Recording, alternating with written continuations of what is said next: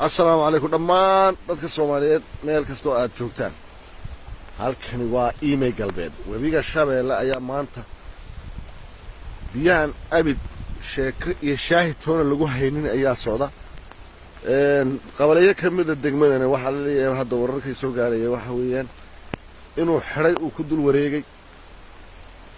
meelaha kala deegaanada kale dadka Soomaalidu degaan ama dalka Itoobiya noqoto ama dalka Soomaaliya goobihii saameyn jiray uu mari jiray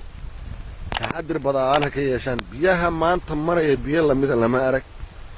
meel kasto oo istiraahada webigu waxba ka soo gaari jiray ama uu kugu dhawaan jiray hadda geedaha kaymaha ashiya dhanka sheeka muuqday aniga waxa ay jiraan 5 kilomitir ilaa 6 kilomitir uu daba maray biyahaas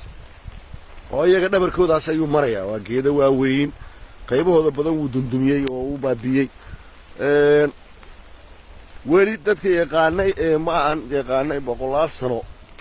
ka hor ma hataa lagama sheekeyn waxaan lama arag goobo uu ka guuray oo aan intan mudahan ku aqaanay oo iskaga tagayna dib ayuu ugu soo laabtay uu ka soo ballaaran yahay sidii soo hore uu ka biyo badan yahay cirkuna waqti xaadirkan waa daaya waa sidii waxa xalay toona saqdi dhaxa cirku u bilaabay uu wali ku daaya biyihiisuna biyo la filan kara ama la suuraysan kara maaha waxa meesha marayay waa waxaad moodo biyo fadhiya mooyaane kulleeba biyo dadweyntii hidiyo oo dhaqaaqday baad u malaynaysaa dadka Soomaaliyeed meel kasta oo aad joogtaan fariintan cid aragta iyo fariimo kale ba cid aragtay meel kale uga yimaadaan biyahaas inay ka fogaan karaan ha ku dadaalaan wixii maalay ama xoolo agaarkooda u joogaan hataa kala baxan dadkii u dhawaaday xilli abaareedka webiga hoos u galay meel kasto ay tahay biyaha ka doontay ama beeraha ugu la dhawaaday ha iskaga tagaan بسم الله الرحمن الرحيم halkani waa degmada iimay bari oo kuwaas boorey Said Abdullah Hassan adarkiisid waa kareetooyinkii jaad baa lagu wadaa oo degta kale laga soo jeexsiyay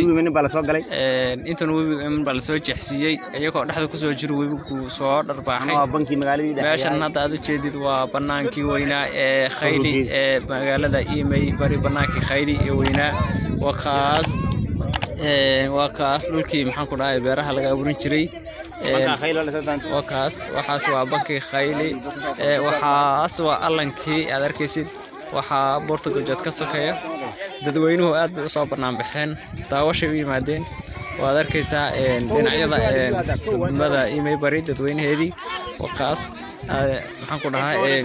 daawasha loo yimid warwaaqa wadanka ka dhacday biyuhuna waxaa leeyahay way soo socdaan weli oo nama soo gaadhin waxaan ku dhahay marka waad arkaysaa dadweynihii oo dhan baa soo baxay wakaad arkaysid magaaladii dhinacan magaaladii biyuhu way kasii galayaan wakaad arkaysid marka wakaas aad arkaysid dhinacan xaafadihii way galeen xaafadan xaggan hooseen hadda ku hayo waa dhinacii xabisa iyo maxaan ku dhahay garabtoog meesha dhigi jireen dhinacan hadda aad arkaysid hadda aan ku hayno waa diray Said Abdullah Hassan wakaas wakaad arkaysid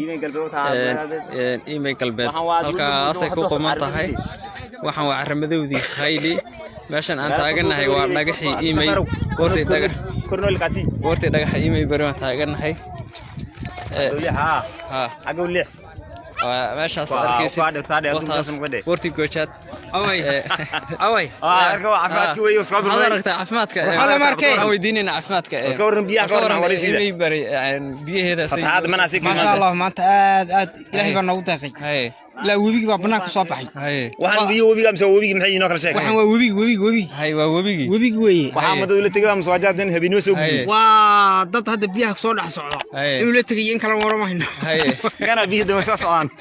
وأنا كم تجوا بيه كم تجوا وخوا كريتوين بالورد وضركتان روك هوا بيو إنه بعد ما كوم شوان حكر وحلا الشيء يا إنه إلا وكحيو بونتادي ما قلبي عيال إلا قلتشي يرنكاس وهذا الشيء